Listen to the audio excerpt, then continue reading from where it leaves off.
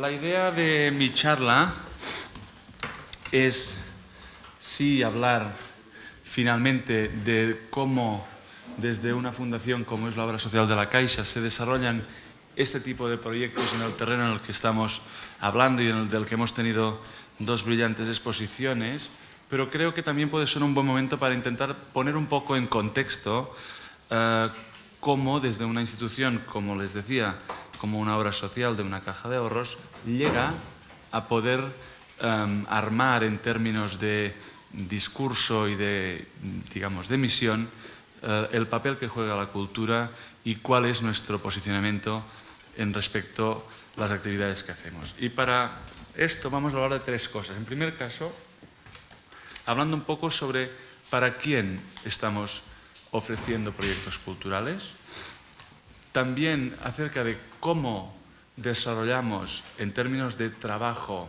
nuestra actividad cultural y finalmente hablaremos también muy rápidamente de a qué nos dedicamos. Solo una breve foto de dónde estábamos en los años 80 y dónde hemos llegado hasta 2008, que diría que es el final seguramente de una década prodigiosa que será difícil que volvamos a vivir, al menos los que estamos aquí. Es evidente que en los 80 había una serie de condicionantes que marcaban la fotografía cultural del país, no había infraestructuras, pocas instituciones, el sector, digamos, se nutría de gente con muy buena voluntad, pero con unos índices de profesionalización razonablemente bajos en esos años. Estoy hablando de creadores, de gestores de la cultura y también de gente que actuaba en el ámbito de la producción. Lo que sí que teníamos en ese momento, y eso era espléndido, era una sensación de despertar cultural y un deseo de, digamos, tener ese acceso a un ámbito cultural que había permanecido cerrado durante muchísimo tiempo. Al final de este periodo de bonanza, lo que nos encontramos es que tenemos una oferta de cultura regularizada, con un mercado que podemos definir prácticamente maduro, con unas infraestructuras que existen, algunas que todavía hoy llenan páginas en los periódicos, pero en definitiva tenemos las infraestructuras, el sector ha hecho grandes evoluciones, convive una red público-privada de instituciones y diríamos que teníamos en esos momentos una fuerte competencia de producción y de financiación de actividades tanto desde el propio sector público como del sector privado. Lo digo porque creo que esto encaja con lo que ahora os quiero contar. Es lo que nosotros le llamamos la pirámide de públicos. Es una pirámide que es, como estamos con gente solos, aquí solo hay profesionales de esto, ¿no? Yo le llamo la pirámide de los públicos, cuanto menos mejor. Un poco, ¿qué nos ha ido pasando? Bueno, pues lo que nos ha ido pasando es que con ese despertar, con esa ilusión, hemos ido avanzando en nuestros niveles, en nuestras capacidades de generar actividades culturales. Y todo esto se ha hecho mucho más complejo que no era. Pero es evidente que lo que ha ido generando esta evolución, la imagen que me sirve mucho para contar esto es la de cuando vemos los ciclistas en el Tour de Francia subir al Tourmalet. Empieza un pelotón, todos muy contentos, pero después los que están en forma cogen la cabecera del grupo y se va descolgando la gente, que la tele ya no te los enseña jamás, pero sigues viendo el contador y los otros tres que llegan arriba y se pelean por ganar. Bueno, un poco a la cultura y a la oferta cultural le puede haber pasado esto. Puede haber tenido esos momentos de ilusión colectiva, pero la propia evolución ha generado un público especializado que consume muchísima cultura, que la exige de un determinado nivel y que a quienes, digamos, las instituciones culturales atienden en primera instancia porque forman parte de sus stakeholders, son esos grupos de opinión, son los críticos, son los colegas de profesión, son los que se compran las revistas especializadas. Es un grupo razonablemente pequeño. Son, en definitiva, aquellos que cuando uno vuelve de una inauguración en una galería, en un museo, dice: ayer estuve en no sé dónde, estábamos todos. Estos todos somos los que formamos parte de esta punta de una pirámide que tiene muchísimas otras gradaciones que nos llevan hasta el nivel del no público. Y sabemos que este no público de la base de la pirámide necesita una serie de reglas para evolucionar dentro de este ámbito. Pues hay unos niveles evidentemente de conocimiento y formación que determinan tu capacidad de ascenso en esta pirámide, unos niveles de consumo que aumentan también, una exclusividad de los productos que se ofrecen, la dificultad de acceso, de inteligibilidad. ¿Cuántos no hemos ido a un museo y hemos leído una cartela y hemos vuelto a empezar pensando, uy, ¿qué dice este comisario? Vuelvo a leerlo. Y qué reconocimiento social tenemos, consiguen quienes ascienden hasta los niveles superiores de esta pirámide. Bueno, pues en la Fundación La Caixa durante muchos años, algunos de ustedes pueden incluso conocer nuestra trayectoria a partir de los años 80, muy significada, y aquí en Madrid, con una sala como la Sala Serrano, etcétera, que seguro fue referente para muchas personas que en esos años consumían cultura aquí, pues dijimos que seguramente de lo que se trataba era de ver en qué medida éramos capaces de desarrollar una estrategia cultural que nos permitiera actuar, diríamos, como banderín de enganche para todas esas personas que se situaban en niveles inferiores pero que deseaban mejorar en sus niveles de acceso a la cultura y que no encontraran, o al menos en nuestra casa, se pudiera desarrollar una propuesta donde este concepto de excelencia de la actividad también fuera muy ligado a un concepto de divulgación, de inteligibilidad y de que la gente, accediendo a este tipo de actividades, tuviera unas sensaciones que en el ámbito de cultura y de forma muy particular se dan, que es que si te gusta repites, si te gusta repites, si te gusta repites, y cuanto más repites más te gusta, y es un círculo que funciona así de fácil. Si te gusta la Coca-Cola, cuanto más bebes Coca-Cola, al final te coge un empacho y si sigues bebiendo Coca-Cola te mueres. Pues en la cultura funciona completamente al revés y pasan muy pocas cosas de la vida. Lo que dijimos en ese momento es, bueno, queremos ir a bucear, digamos, en estos públicos que vienen poco o incluso en los que no han venido jamás. ¿Cómo lo vamos a hacer esto? Porque evidentemente, si contratas a David Bisbal, es evidente que movilizas a gente que no está yendo al Museo de Arte Contemporáneo, pero nos pareció que esa estrategia no encajaba bien con una obra social como nosotros. Y dijimos, esto lo vamos a hacer a través de educación, a través de participación de la gente, un concepto de territorialidad, cómo podemos hacer oferta cultural en esos lugares donde la cultura, la gran cultura, no está llegando, y un concepto de accesibilidad que tiene que ver con qué no barreras de precio conseguimos ofrecer a estos colectivos. Y nos pusimos una cosa que es como muy filosófica, pero que se cumple, que es, estamos dispuestos a gastar más dinero con gente que está más abajo de la pirámide que con los de arriba. Podemos tener un Caixa Forum en Madrid donde se hacen exposiciones y eso lo gestionamos con unos criterios de que el coste por beneficiario sea un coste que sea mucho menor que cuando hacemos un proyecto con una cárcel, y de ahí estamos trabajando con un colectivo de 10 presos durante 3 meses, pues eso estamos diciendo, aceptaremos que nos cueste mucho más que lo otro. Pasamos al para quién trabajamos. Cuando trabajamos la cuestión del público, para nosotros hay dos conceptos y eso es también de los que os quiero hablar. Todo muy telegráfico, pero creo que pueda ser útil. El concepto de la encuesta de evaluación, fundamental. Sin encuesta todo lo demás es autoimaginación. Y un concepto que se deriva de las encuestas, que es el concepto de la base social que atiende nuestras actividades. Dejadme ser un poco Dr. Jekyll ahora. Yo creo que nos encanta a todos engañarnos en muchas cosas, hacernos trampas al solitario, es una frase que existe. Pues mira, aquí os pongo 3 ejemplos donde yo creo que nos hacemos trampas al solitario. Las manifestaciones. La organización dice que 10.000, la policía que 2.000. Bueno, pues esto se puede resolver tecnológicamente. Pues no, seguimos discutiendo cuántos van a las huelgas, a todas estas cosas. Bueno, pues nos gusta porque esto se podría sumar al final digamos, con un acuerdo fácil para saber exactamente un número casi exacto de gente. En el fútbol igual, aquí os pongo yo, como soy catalán y del Barça, pues un fuera de juego que nos hicieron el año pasado en París, que nos jodió bien, pero era fuera de juego y se veía clarísimo. Pero el árbitro, esto no, nos encanta en el fútbol seguir haciendo este tipo de autoengaños. En la cultura, perdonen ustedes, pero también, yo cuando leo las cifras de visitantes en los museos, no me lo creo. Creo que esto forma parte de una especie de show que tenemos razonablemente todos consensuado de que no podemos decir los que vienen y contamos los que nos gustaría que vinieran, o empezamos a hacer cosas como que cada baño tiene un contador de personas y que el restaurante también y que la sala de exposiciones la he partido en 3 y eso también... Bueno, pues está muy bien, pero al final asumiríamos, y esto lo digo yo, no lo dicen ustedes, que hay una cierta, digamos, relajación en cómo nosotros consideramos al público. Seguramente porque hay parte de toda esta historia, diríamos que nos ha importado poco hasta hoy. Si hablamos de nuestra casa, yo creo que está bien enseñaros las verdades y las vergüenzas.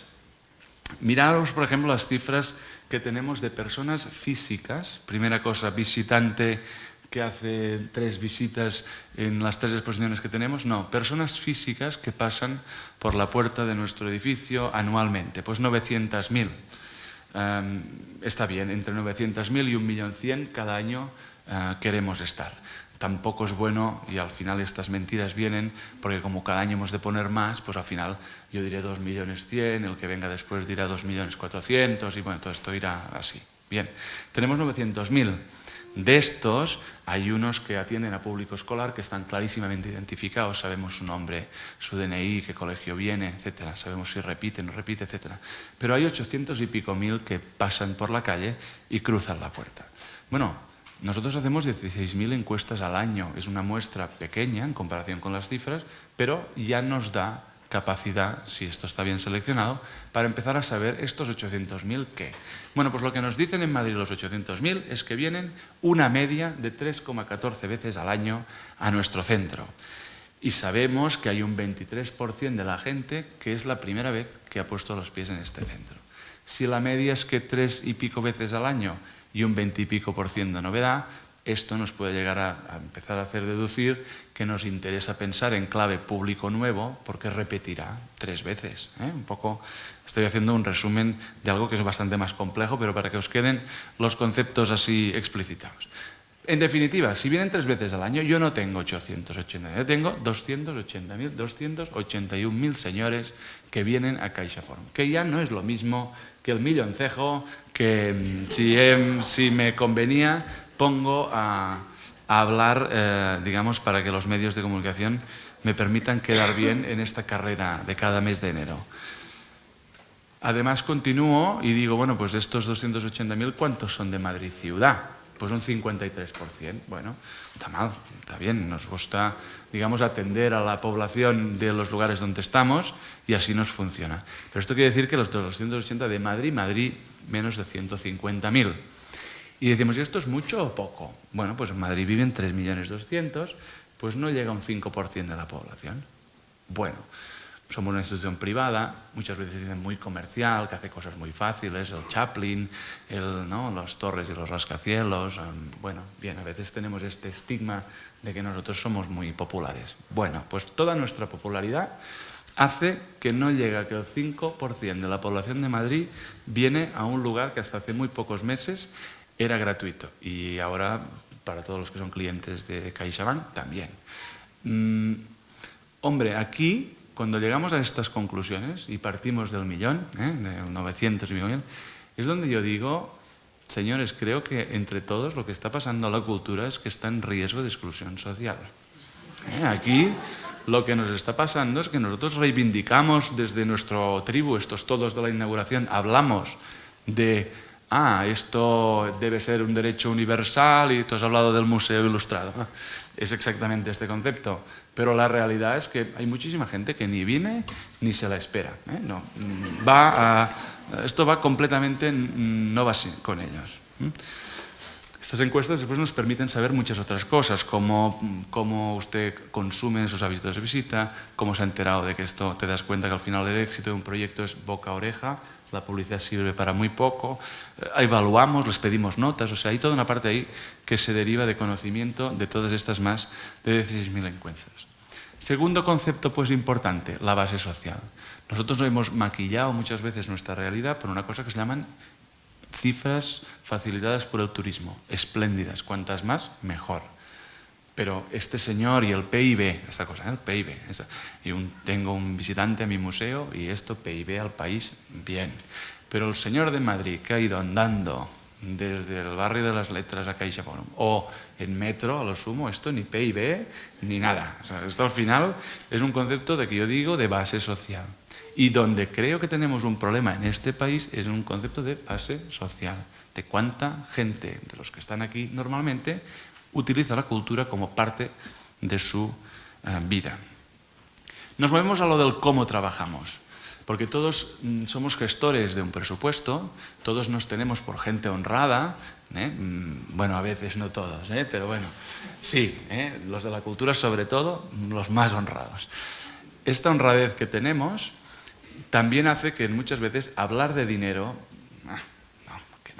que es feo, estas cosas nos cuesta un poco. Oye, el dinero es la capacidad que tenemos de administración de un presupuesto. Y esos presupuestos, en términos de no negocio, se llaman eficiencias. Y eficiencias quiere decir cuántos de mis recursos se destinan para cada una de las cosas que yo hago.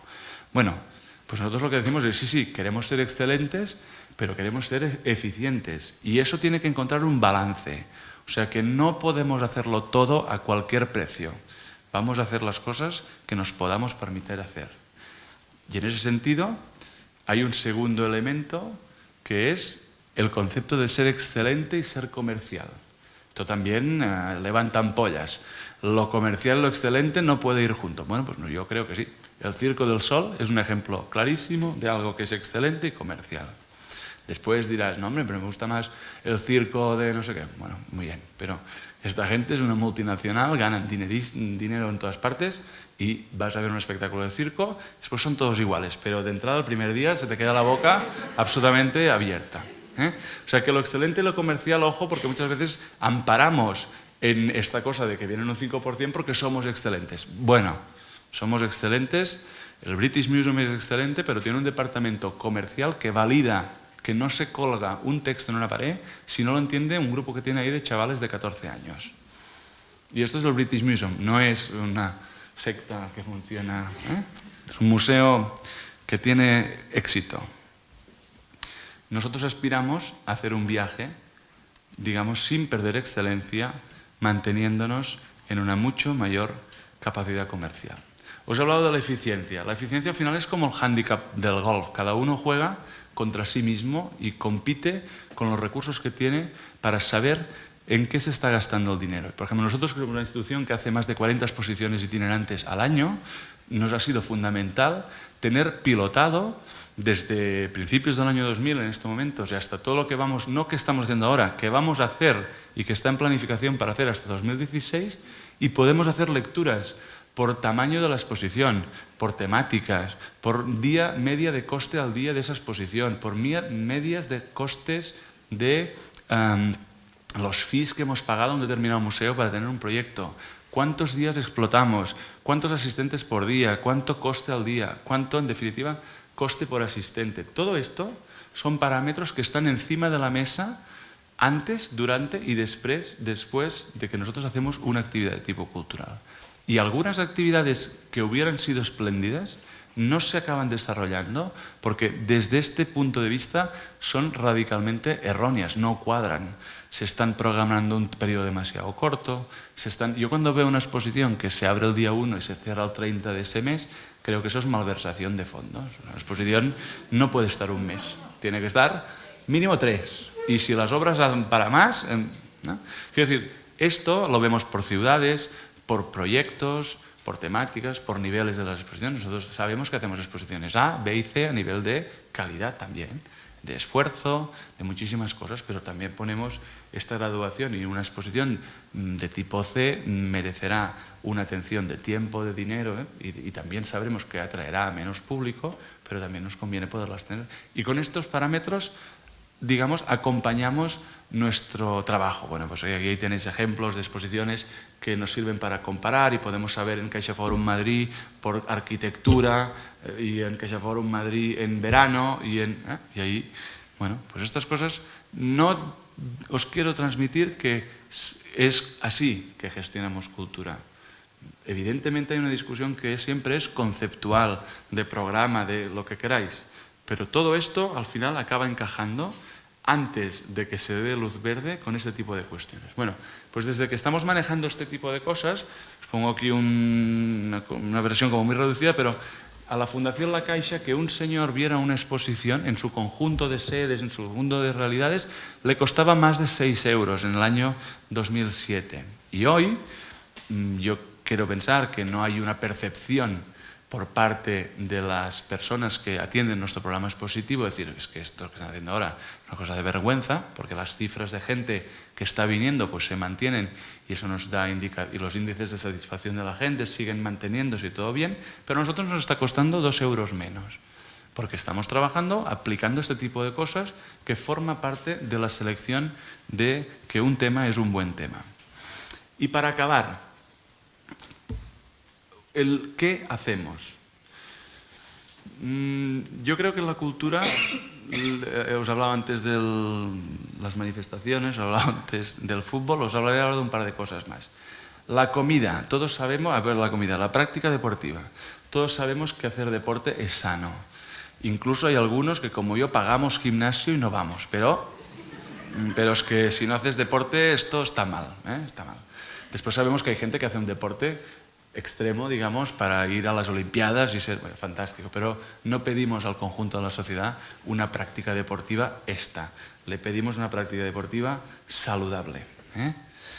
Con la comida, por eso decía yo, exactamente igual. Todos sabemos que un día pues, nos iremos aquí a nuestro restaurante flamante en Madrid de 3 estrellas Michelin, nos gastaremos el dinero y tendremos un gusto, digamos, del comer. Pero evidentemente todos sabemos que en casa hemos de tener en la nevera una serie tipo de cosas y que no podemos estar en el McDonald's todo el día. Y esto es evidente que es así. Y esto fundamentalmente es así porque los gobiernos también nos lo ponen como muy masticado desde la base y en las escuelas.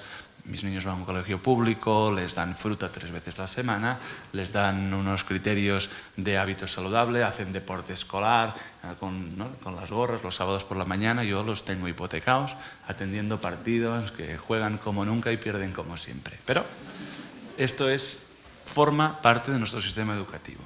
¿Qué pasa en cultura? Pues yo creo que en cultura hemos sido capaces de desarrollar la parte ferranadería, para entendernos, pero no sé si no hemos querido o no hemos sabido desarrollar lo otro. Digamos, que la cultura forme parte del conjunto de la sociedad desde un punto de vista de que en sus vidas la cultura juega un papel. Yo creo que esto no lo tenemos porque no hemos invertido en ello. Hemos invertido en edificios, pero no hemos invertido seguramente en generación de públicos para que llenen estos espacios flamantes que tenemos para la cultura. Y desde la Fundación La Caixa lo que decimos es, bien, pues en este modelo de actuación cultural nosotros queremos tener 3 patas. Una que es la del contenido de oferta cultural, diríamos, normal de cada centro con el que estamos trabajando, pero tiene que haber una parte educativa absolutamente ineludible y una parte de proyectos a los que podríamos llamar dentro de un ámbito social. Y ahí estaría muy de acuerdo con lo que decía Ana Moreno de estas cuestiones de los estigmas, de la exclusión por etiquetaje, digamos, de esta gente. En estas 3 patas nosotros trabajamos y decimos, creo, cualquier presupuesto que sea que manejáis cada uno de vosotros en vuestras administraciones, en vuestros centros, en vuestros museos, en donde sea que estéis trabajando, debería poder atender estas 3 cuestiones. No es que si no tengo suficiente dinero no hago proyecto social o no hago proyecto educativo. No, es que del dinero que yo tengo hago esto. Esto al menos es lo que nosotros hicimos. Y aquí es donde os pongo un vídeo que explica el proyecto que desde la Fundación La Caixa tenemos en este ámbito. El vídeo dura 1 hora y media. Os puedo decir que funciona. Os puedo decir que trabajar en este tipo de proyectos, digamos, hay una parte de horror vacui al principio, etcétera, pero es evidente que el éxito, digamos, de la actividad supera muchas veces la expectativa que uno puede esperar y que no solo estamos hablando de un proyecto que se hace para este tipo de colectivos, sino que en muchos casos es el propio profesional, ya no diré el gestor, pero también el creador, el productor que está detrás impulsando la propia materialización de la idea artística que se trabaja, que sale completamente transformado. Y para eso os pongo un ejemplo de ayer. Ayer hicimos en Barcelona una rueda de prensa de una obra de teatro que se va a presentar este sábado y domingo en el Festival de Teatro de Otoño Temporada Alta de Gerona, que es un festival absolutamente de referencia en el panorama internacional, con un proyecto que hemos desarrollado con el director de la Bienal de Venecia, con Alex Rigola, en la que 14 inmigrantes de Sal, sabéis que en Sal es un municipio con una altísima conflictividad, se hablan más de 90 lenguas y hay más de 90, quiero decir, más que en Nueva York, para que es un pueblo de 35.000 habitantes. En Sal, pues, hemos hecho este proyecto vinculado al Festival de Teatro, con un director de prestigio que ha trabajado con ellos y vamos a tener la ocasión de poder asistir, digamos, a 4 pases en los que estos inmigrantes nos van a proponer como público su viaje de Ulises, explicándonos cuáles han sido sus sensaciones de llegada a un país que le hemos llamado, en este caso, Migrantland, donde se les ha recibido y donde han tenido y están intentando luchar para superar el muro que muchas veces tenemos ahora todos la cosa de Filipinas en la cabeza, pero no vemos que al lado pues hay un tipo durmiendo en un cajero y no nos hemos preguntado nunca por qué. Esto, cuando se lo comentamos a Rigola, cuando lo comentamos con el festival, pues todo el mundo, bueno, ¿cómo lo vamos a hacer?, etcétera.